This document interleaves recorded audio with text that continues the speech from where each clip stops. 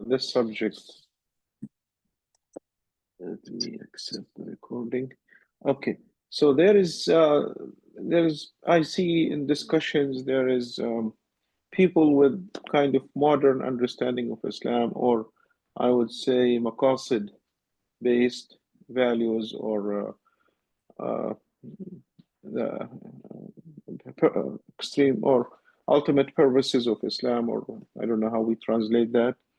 But and there is the traditional understanding of Islam, which is basically it's kind of more literal, meaning they focus on the punishment system, the following what they call it shara or hukum shar'i in literal meaning.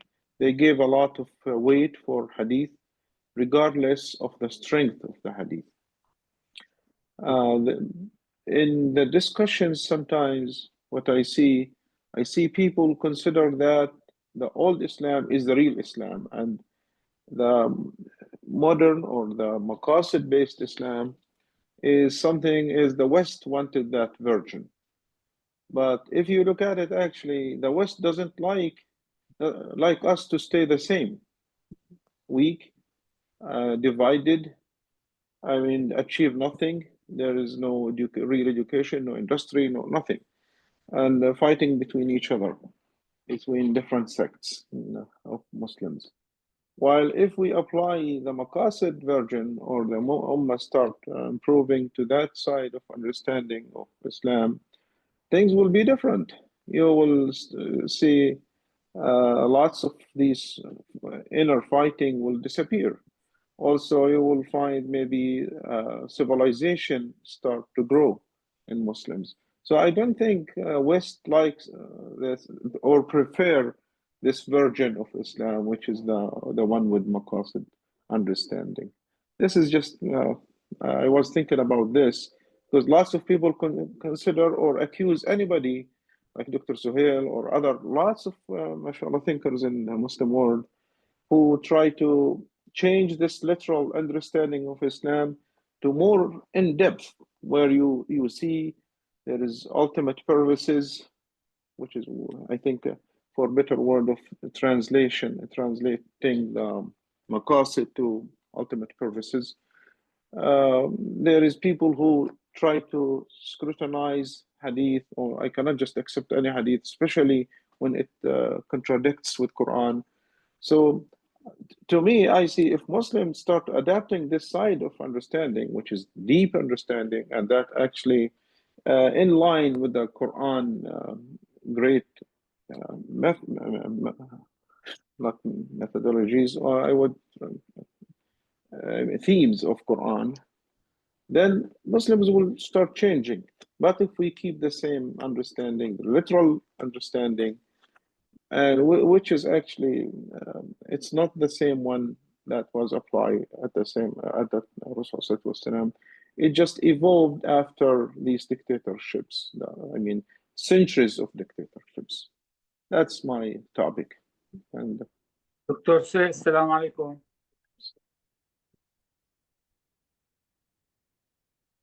Dr. Say, you are with us? I am. I was listening. Assalamu alaikum. Wa alaikum assalam wa rahmatullahi wa barakatuh. Can I just add something just to kind of balance the topic before Dr. Suhail steps in? Sure. Can we just say something to Dr. Suhail, which is عظم الله أجركم. Oh. Allah. Well, inshallah, he will be in the highest paradise. Shukr sa'akum. Indeed. What happened? I'm not in touch, so I haven't been on the phone for a while. What happened, Sheikh? Just my uncle passed away. Sheikh Al-Ghanouchi? No. Okay. Somebody else. Allah yarahmah. Jazakallah khair. Shukr sa'akum. Just to balance it, so because talking about al-maqasid is not something new, I think Shafi'i wrote a book called the Risala, it's very, very old book that basically focuses on the maqasid. So it's really not something new. I think most of the imams agreed on using the Quran and the Sunnah of the Prophet Muhammad Sallallahu Alaihi Wasallam. I'm talking about the major imams. And I think that's been with the Ummah ever since. The focus, depending on the ages, has changed with time. The concern I have with putting it in the way, old Islam versus new Islam, I think Islam is Islam. I think the understanding of people have changed, not Islam itself, because the Quran is with us and the authentic hadiths are still with us. Their implementation changes with times. The concern I have by putting it this way is, like now you hear people where they say, you know what, we don't have to use the hadith at all. We just focus on the Quran. And that's a concern. There's actually a movement out there. And I've seen it growing in my own lifetime in the last 30 to 40 years. So I'm really concerned we kind of go into that direction where somebody uses the Quran and they implemented it any which way it fits. And a lot of them is to adapt to the Western culture. Not so much that the West has implemented it, is because we have a stronger civilization out there, which is the Western civilization. And Muslims will use that. And a lot of times the dictators themselves doing it to adapt to that. That's it. I'm just trying to put a balance to the question, and Sheikh Suhail can step in. No, these are Bismillah, alhamdulillah, salatu wassalam ala rasulullah, ala alihi wa sahbihi wa man wala. These are big questions, of course, and really should be the focus of the thinking and the discussions among Muslims. And what I've been covering this in recent series in Jumu'ah, and I reached a point where I said that I believe one major problem that we have is a very wrong historical narration or narration of history that is causing us to remain in this situation and for the attempts of change to fail. This narration of history says, and that's basically, believe me, it's in the minds of almost every Muslim. It says that we have been in great shape as Muslims, and Islam was preserved, intact, was in good shape, until the collapse of the Ottoman state or Ottoman Khilafah.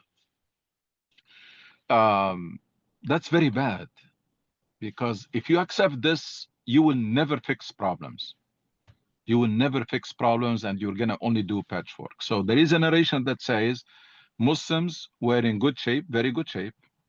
Islam was in very good shape until the collapse of the Ottoman Khilafah or state.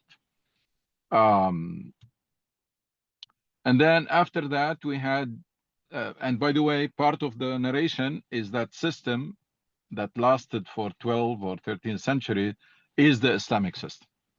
So in the mind, if to stop any Muslim in the street and tell them what's the Islamic system, they will tell you the Khilafah. We need to reinstate like the Khilafah Abbasiyya or Uthmaniyya or etc.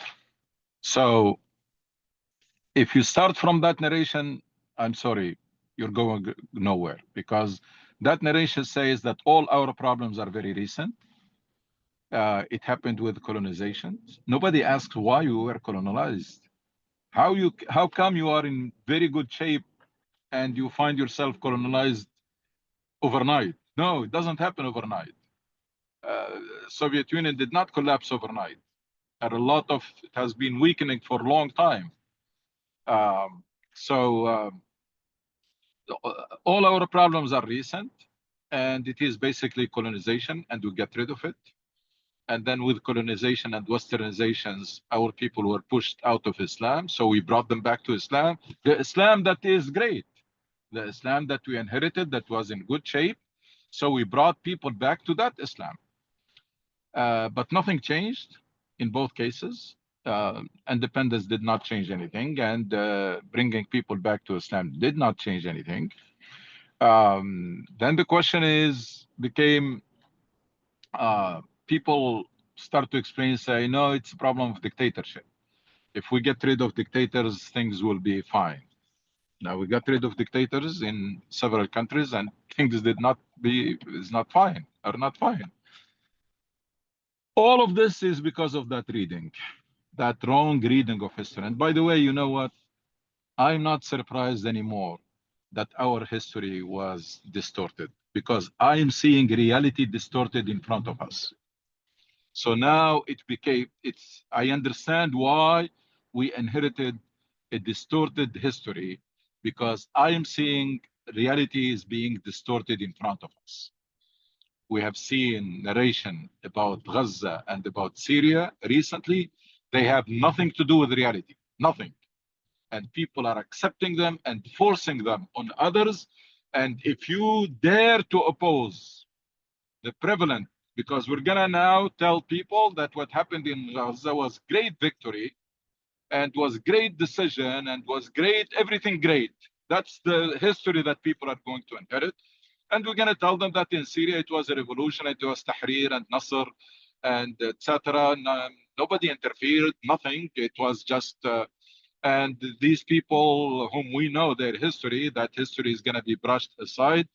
And these people are angels or prophets-like people who come, who have very great history and great track record. And none of this is correct. None of this is right. But we are accepting it in front of our eyes, and we're going to pass it on to future generation. And every generation is going to get stuck, because when they try to fix things, they build on the wrong assessment of their reality and the wrong assessment of history. And this last Jum'ah, I used the analogy of, you know, in Egypt, a lot of time you hear about buildings collapsing. It happens in other countries, but more common we hear this news from Egypt. Because people, they build the foundation and they take permit to build 2 stories, but they end up trying to build 5 or 6. And then the building collapses. Our reading of history and our assessment of our reality do not allow for more than stability. Forget about development, forget about Tanmiyah, forget about progress, forget about Taharrur, forget about Renaissance or Nuhud, forget about all of this. It's not going to happen. You are building on the wrong assessment. There is a doctor who's trying to treat a patient, but with the wrong diagnosis, with a superficial diagnosis, and this doctor insists it doesn't want to read the medical history of the patient. It doesn't want to read the actual diagnosis. Just insist on what he or she has in mind. So that's, unless we come to conclusion, especially after those attempted failure, after the failure of those very serious attempts, people who were very sincere, they put a lot of efforts, a lot of sacrifice in all 3 attempts, and all of them failed, and failed miserably. Failed in spite of the success, because the liberation movement did push the colonization out, but did not affect any change. The Islamic movement did bring people to Islam, back to Islam, but did not affect any change. The Arab Spring did topple some regimes, but did not affect any change. It is about time to realize, to get rid of that narration of history and come to the conclusion that we lost our way long time ago, centuries ago. And the true Islam was lost centuries ago, because these are very much related, because that political system that governed the Muslim world for 12 centuries has nothing to do with Islam. Nothing. No elements, no Islamic principle is implemented in that system. And because that system cannot coexist with the true Islam, the true Islam was twisted, was reduced, was some of its essential elements were removed, and we are left with that Islam of sha'air, rituals, Islam of appearances, Islam of personal fiqh, and we got stuck there. No ijtihad, because ijtihad will not suit those dynasties. No sense of mission, no maqasid, nothing. All of these were eliminated, and it was by design. By design, because of that very bad partnership between the rulers and the scholars. Fuqaha al-Sultan. Fuqaha al-Sultan, the ones who legitimized hukm al-mutaghallib, whoever comes to power and establish law and order is legitimate, regardless of what they do, regardless how they come to power. That doesn't matter. So unless we accept that reality, that fact, and then, because if we accept that, then we're gonna go into there are two logic conclusions or consequences. Number one, we have to look for that true Islam that was lost, and stop trying to patch the Islam that we inherited, because all تسعى الرتق على الراتق. يعني the problem has become much bigger to be patched. يعني. It's beyond repair, beyond patching, because all the attempts that we see nowadays, or most of them, are patchwork. You still start from the Turath, you still start from Ibn Taymiyyah and from this and that, and then try to polish it. No, it's too late for that. Gone is the time that you can polish something. If something was frozen for centuries, it cannot be polished anymore. You can polish something that lagged behind for a few years or etc., then you can catch up. But you cannot polish or patch something that proved. So we need to accept that political system has nothing to do with Islam. That political system suppressed the true Islam and mutilated it and twisted it. And we need to make an effort to find the true Islam. Second, we have to accept that those centuries have caused a lot of damage to the Muslim mind and the Muslim personality. Unless the damage that was done to Islam and the damage that was done to the Muslims is tackled, we're going nowhere.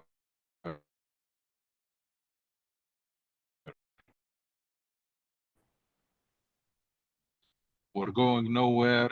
Was lost very lot of centuries ago, and then we need to rediscover that religion that was lost, and we need to deal with the consequences that 12 or 13 centuries of dictatorship, absolute power, and intellectual stagnation and freezing of ijtihad will have done to the Muslim mind and Muslim personality. That's why all attempts are not succeeding and will not succeed. I mean, with all my due respect to the Syrian brothers and others who are going to come in the future, let's not fool ourselves. Toppling a regime, bringing people back to the mosque will not cut it, because the problem is much deeper and much more severe. So it's hard to accept this reality, but the sooner we accept it, the better. It's like someone who is given bad diagnosis. Let's say a doctor will come and tell you, you know what, I'm sorry to tell you that all these years you were treating the symptoms and your doctors did not have the proper diagnosis. This is what your problem is. Of course, you're going to reject it, you're going to deny it, but the sooner you accept, the better are your chances of recovery.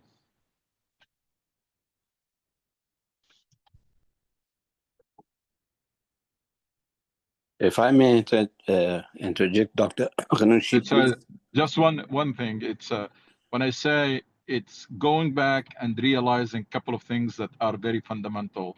Number one, this deen of ours is a guidance, not a law. مش قانون that we're going to spend with all of time dealing with the hypothetical situation and fiqh and etc. It's not about fiqh. The companions had very little fiqh at that time. They didn't have all the complications that we have now, but they had the essence of the deen. They understood that this deen is a mission with maqasid, that you dedicate your life to fulfill that mission, fulfill the purpose of Allah in pursuit of His Radwan. But it's not about, we turned it into law. We turned into complicated law. It's a guidance. And as such, the things that were specified in Islam are it's a short list. The longer list is things that are where we were given a room for ijtihad. So the purpose should be, how can we fulfill the mission of Islam, achieve the maqasid of Islam, while sticking as much as possible to the thawabit? Because at the end of the day, there are some scholars who dare to say this, but I hope that more and more mainstream scholar will say that إذا تعارضت مصلحة مع النص تقدم المصلحة. That if the following the text literally, nas literally, will contradict or violate maqasid, ultimate purpose. Like you apply a test, you apply a text, and that will interfere with justice or fairness. No, you stop the text. That's what Umar ibn Khattab did. He had texts, but he realized that applying the text literally in his context will not be fair, will not be just. It will not be just to cut the hands of people when they are hungry. It is not just to give people, to divide the spoils of war among the soldiers. You can't. You can't divide an empire, two empires between soldiers. So he used his common sense that that's not what Allah subhanahu wa ta'ala wants us to do. Allah gave us some specifics so that that societies will have certain laws and principles to work with. Now, some of these principles are timeless, but if they are timeless, it doesn't mean they're not subject to ijtihad. So one of the things that I believe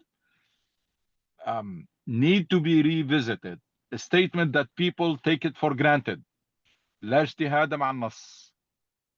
I'm sorry, if there is no ijtihad with the text, so where are you going to do ijtihad? This word this statement that is used to intimidate people, every time somebody talks about ijtihad, no. لا اجتهاد مع النص. If there is a text, then you cannot do ijtihad. So where are you going to do ijtihad? And Umar ibn Khattab did ijtihad with nas, with the text. Yeah. So the text and the context, that triangle, 3 parts interacting with one another: the text, the context, and your mind. The text, the context, and your mind. How this interaction works, why, or what's the purpose? The purpose is what's the best way to fulfill the mission of Islam and achieve the maqasid of Islam. What is it that the most pleasant to Allah? Which course of action Allah expects us to take or to do in this context? That does not go with the literal meaning. It goes with this mechanism, this engine that has to start working again, which is using our minds, because Quran and the text is meant to enlighten our minds and guide them, not to replace them. This Salafi understanding that came and say, you shouldn't think. Just rely on the Salaf, whatever they did. That's what is that's a recipe for stagnation. That's what is causing us to stay in this situation, and all attempts are failing because there is a very shaky foundation. We reach stability. That's all what your foundations will permit. And then you want to go further, and then things collapse. We go into chaos. And then we put our acts together and then build that, rebuild, but on that shaky foundation. And then the same thing happens. We reach a moment of stability and we want to go further, and the building collapses again.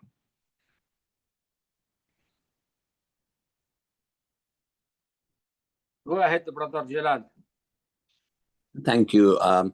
Obviously, this is a most interesting discussion of socio-political, religious aspects of a society. And the issue of separation of church and state, which I don't know, must be a Western concept. And I don't know when in history that came to be, whether 500 years ago or 800 years ago. But today also, is there applicability of that notion of separation of church and state? And if it is, how it is? And then the triangular notion of text, context, and sense, common sense. That certainly, Common sense or intellect. or intellect, that Mhm. certainly puts it at an individualistic approach, so that I, as a person, to the level of competency that is available to me, make my decisions or determinations. And if I'm, for example, a 22-year-old young person, but my father, who is 50, and tells me otherwise, am I supposed to follow my father or grandfather or some elder? And if not, how does that affect a society of 2050, a society of 2100? Can you shed light on that, please? First of all, this separation of church and state, because a lot of words, they are very intimidating. When you discuss among Muslims and you say secularism, people, they become scared. Or you say separation of church and state, they become scared. There is no autocracy in Islam. The ruler in Islam is not ruling because he is the shadow of God. The ruler of Islam is ruling in Islam is ruling because we chose him. And we need to stop about mesmerizing or whatever they say about Ahl al-Hal wal-Aqd, and that we are complicating things. There is a leadership by consent. People choose their leaders. Period. Make it very simple. It used to be done by bay'ah, voluntary bay'ah, because they were a small community. Nowadays, it is done by election. Believe it or not, if it was not for the setback of the Umayyad state, if it was not for that civil war and fitna kubra, if it was not for the, if you go step back, of that explosive growth that took place at the time of Umar ibn Khattab, in couple months, Muslims absorbed the two superpowers of the world, two major empires, and they have no capacity to do that. And that's what created the mismatch, which was deferred and came to the surface at the time of Uthman, just because of the nature of our leadership skills of Umar ibn Khattab, covered that gap or that mismatch. But then the things start to come to the surface, and then things gradually, people degenerated into chaos, and chaos culminated in the assassination of Uthman. And then, of course, the time of Ali ibn Abi Talib was, things were already out of control. And then assassination of Ali ibn Abi Talib himself. And then the civil, very bloody, before assassination, very bloody civil war. And then people longing for stability at any cost. And then they got it, but they got it in the form of dynasty. And then scholars legitimized that. And the rest is history. And the rest, of course, that's a frozen time. The rest is history. Believe it or not, if it was not for that setback or chain of reaction, Muslims would be the first to institutionalize democracy. Because what was implemented during the Khilafah al-Rashida, that's democracy. All the elements of democracy were there. Leadership by consent, citizenship, social contract. Now, when they say social contract, they refer to Jean-Jacques Rousseau and the Renaissance. What the Rasul Sallallahu Alaihi Wasallam wrote in Medina, that's the social contract. He did not say, I'm going to rule you because I'm prophet, so I'm going to, no. He limited himself or bound himself by a constitution. Yes, it was simple constitution, but you can see in that constitution pluralism, because he recognized that Medina consists of different people, different groups, different religions, etc. You can find equal rights, citizenship. So all the elements of democracy were there. Equal opportunity, equality, all people are equal, all people are born are free, all of them. If we didn't have that exit, that's what would have happened. We would have saved the humanity, I don't know how many centuries. Because the normal growth will be that system of the Khilafah al-Rashida will become institutionalized, does not depend on an individual, becomes an institution. If we didn't have that exit, maybe you would have seen parliaments in the 8th centuries or 7th centuries. And people will come to the current system, they will come to it at that time. Because Umar ibn Khattab radiallahu anhu, because his tenure was 10 years, he was basically looking for a way to transfer power. But at that time, there is no mechanism.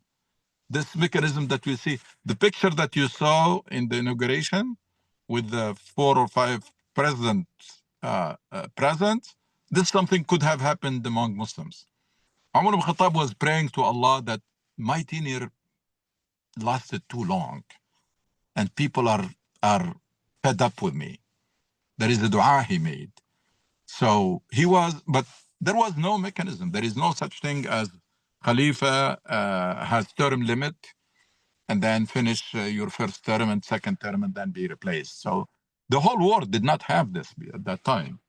So, and Muslims were way ahead because other part of the world, they were, the king is the shadow of God and the absolute power. They have no accountability, no transparency, nothing. And then they're enslaving people and injustice and everything you can think of, every bad thing you can think of. So right now, as we speak, humanity came to this point.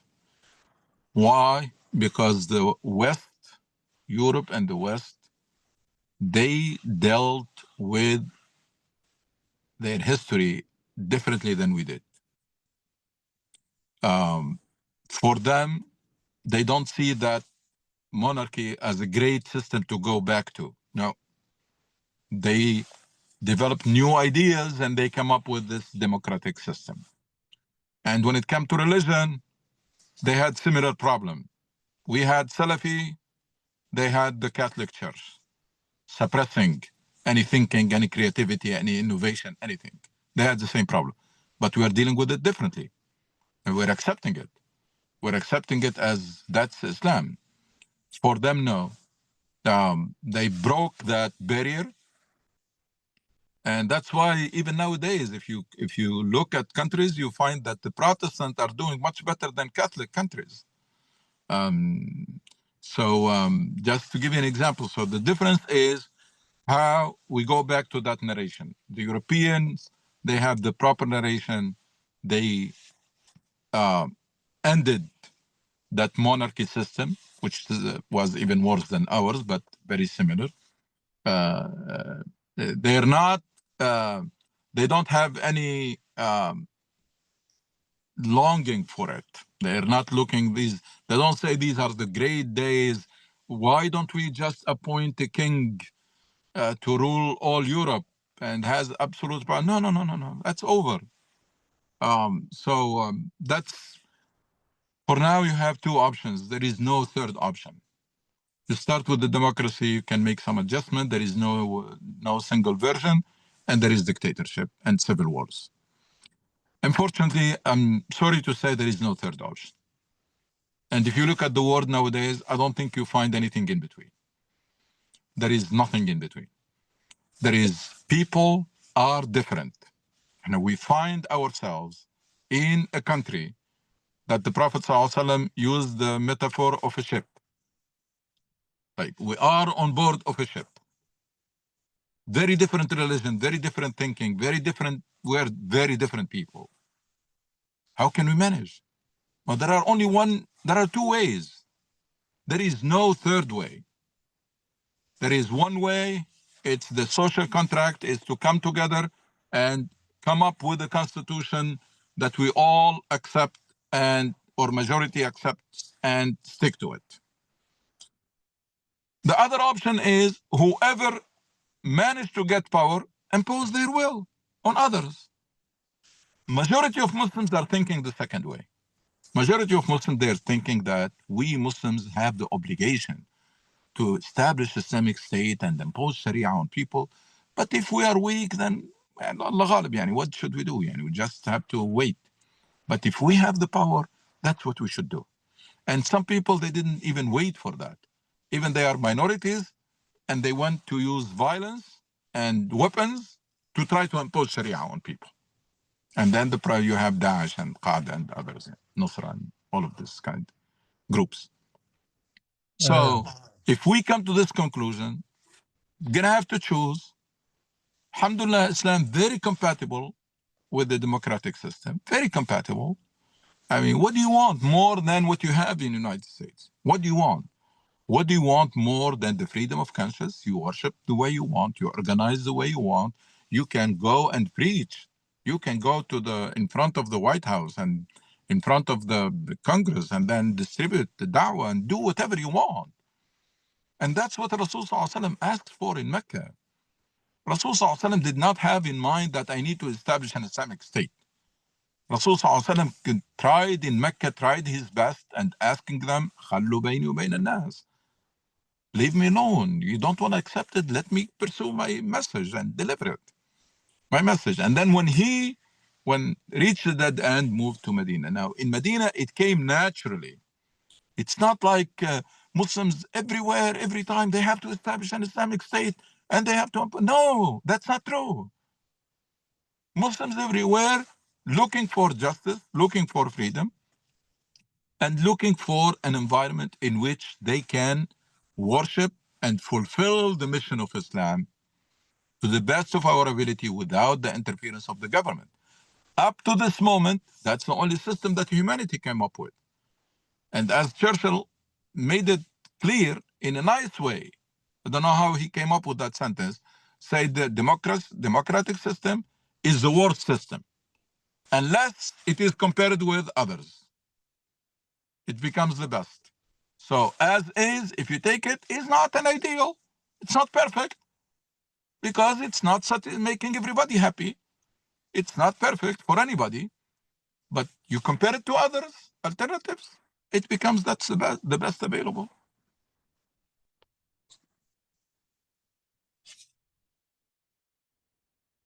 Yeah, I mean, for your question, if for the Ottoman Empire when it collapsed, and so lots of Muslims actually believe if we just reinstate the Islamic State and put every Muslim under it, then things will be resolved by itself. We will have the best life. Muslim will become strong, and everything will be. Well, there is this childish understanding. Is maybe 75% of the Muslims believe in that. Absolutely. Because they did not look at the Ibn Khaldun. He has the curve or the understanding of civilizations. So civilization starts in childhood, goes to the youth, then goes to the ends down to become like an shaykhuha or old or something. Then it collapses. But the other model, which is maybe Malik ibn Nabi, he looked at the turning points. System or states or empires doesn't go by itself. I mean, it's not just naturally, it has to go up, then go down. There is cause, there is reasons behind that. So for Muslims, I think this is what we need to look at. What happened that led to the weakness, to the to the division, to all of these problems that we are living in. I mean, without understanding these turning points, or look at the major concepts, or I mean ideas or beliefs that we have, without look into that in really deep analysis, then things will stay the same. Even if we reestablish another Khilafah Uthmaniyya or something, with the same methodology, with same understanding, same ideas and concepts, things will not change. We will go into the same cycle again. Absolutely, Akhi. That's not an Islamic system, so that we try to reinstate it. That's not an Islamic system. It has nothing to do. It just we called it Khilafah. Just we put the label of Khilafah, it makes an Islamic. It's an absolute power that is inherited. It stays in the family. How can you call that an Islamic system? It is not. And then if you ask about the why we were weak, look at every country that is ruled by dictatorship. What happened to it? Well, that's exactly what what that system is. People nowadays, which I found that it is ironic, people nowadays, they revolted again against the dynasty in Egypt, in Tunisia, in Syria, etc. They say حكم العائلة, عائلة الأسد, عائلة this, عائلة that, and then they revolt against it. Why? They say we don't want absolute power that is passed on from father to son. But that's what you accepted for 12 centuries. You cannot say it was great and now I'm against it. No, if you are against it now and it is bad, then you have to accept that it was bad all this time. Because it's exactly the same system.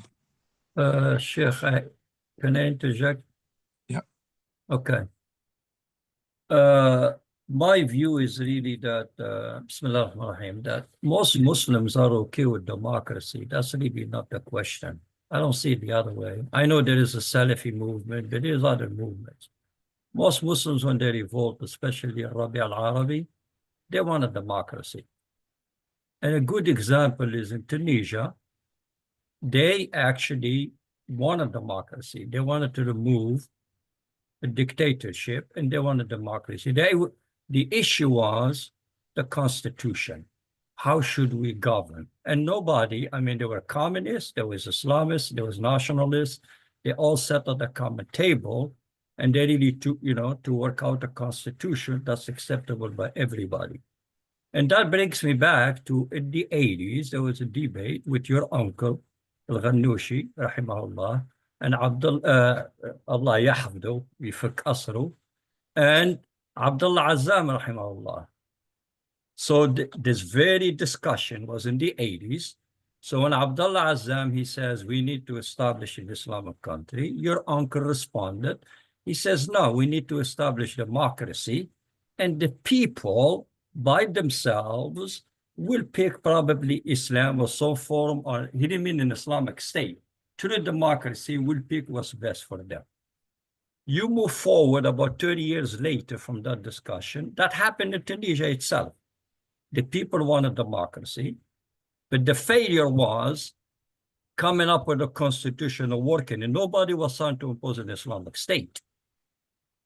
They could not come up with a democratic solution. So the discussion, what kind of a constitution?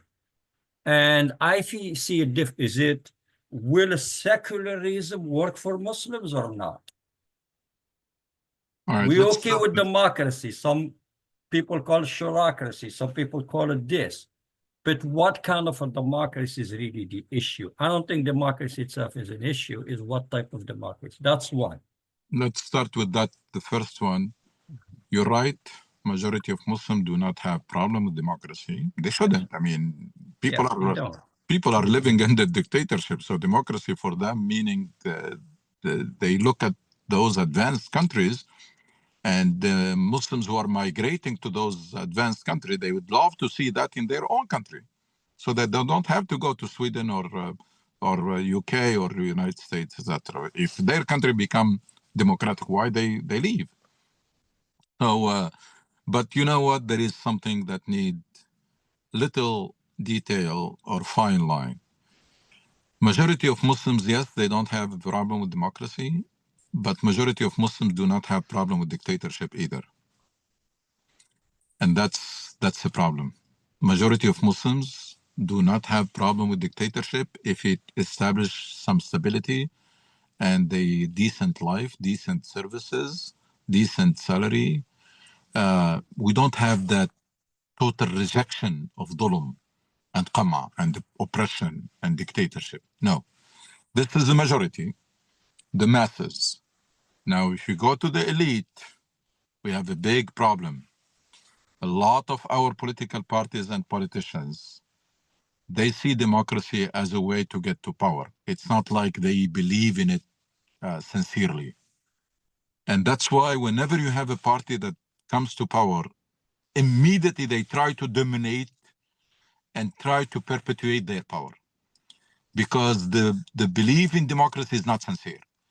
They found, especially those who can win elections, they love democracy. Why? Because it gets them to power. And that's why you find the smaller groups, they are sabotaging and fighting democracy like communists or leftists because they're not popular in Muslim countries. While Islamists, they love it because it gets them there.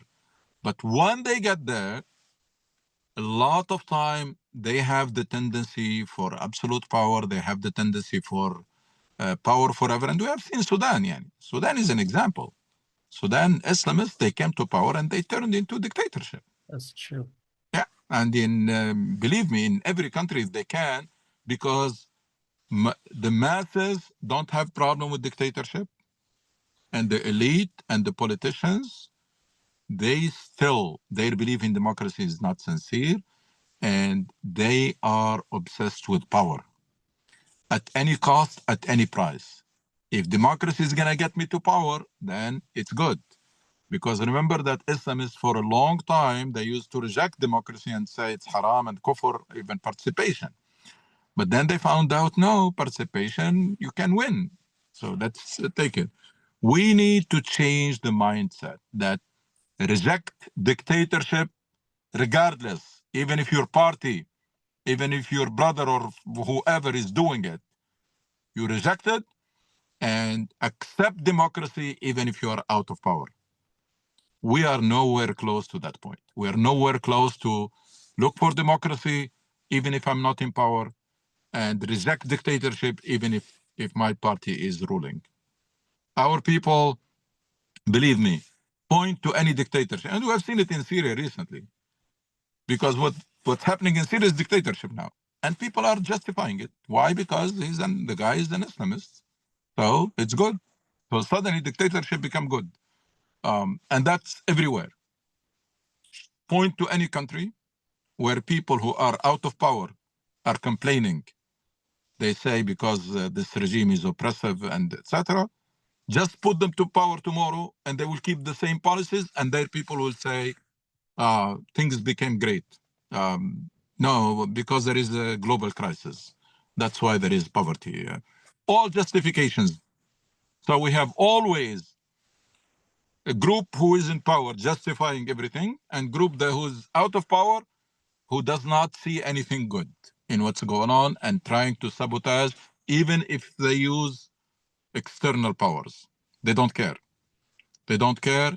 Just whatever route takes me to power, I'm going to pursue it. That's why we're not getting much done, because we are not sincere in terms of freedom, independence, and justice.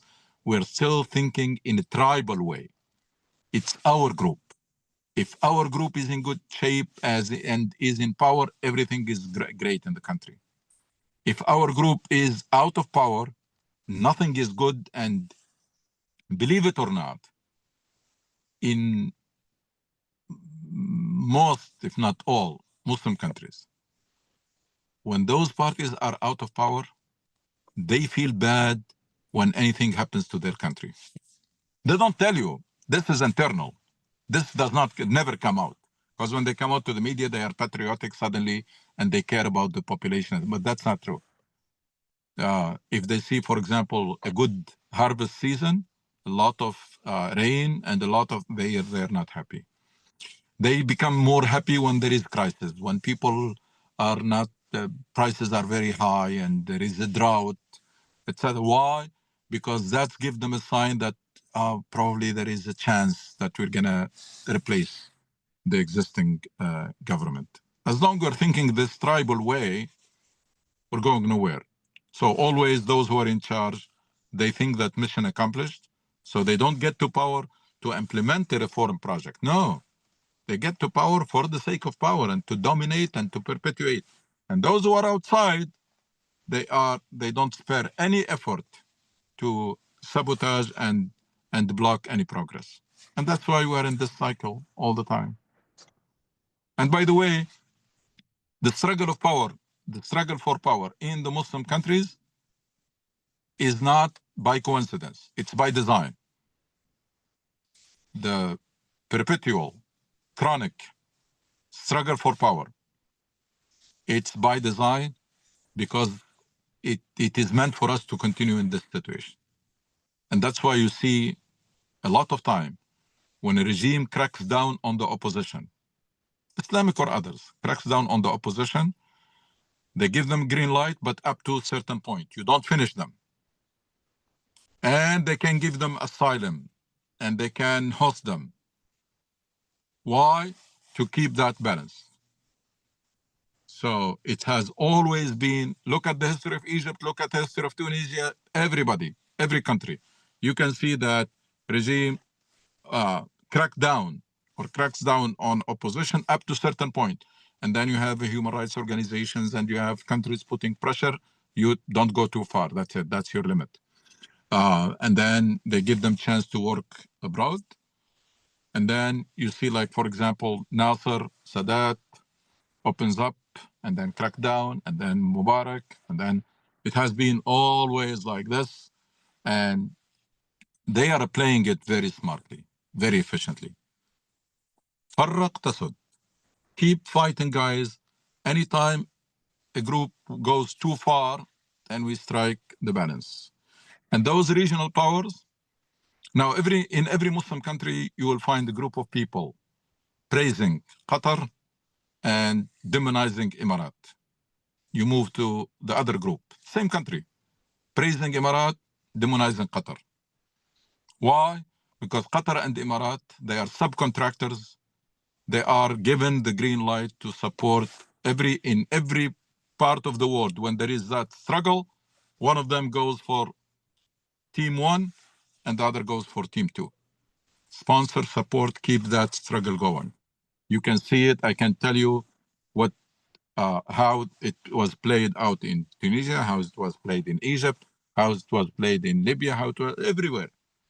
It's Yemen, the group goes for the Lebanon, one regional subcontractor support group 1 or team 1 and the other support team 2 so that this continue forever.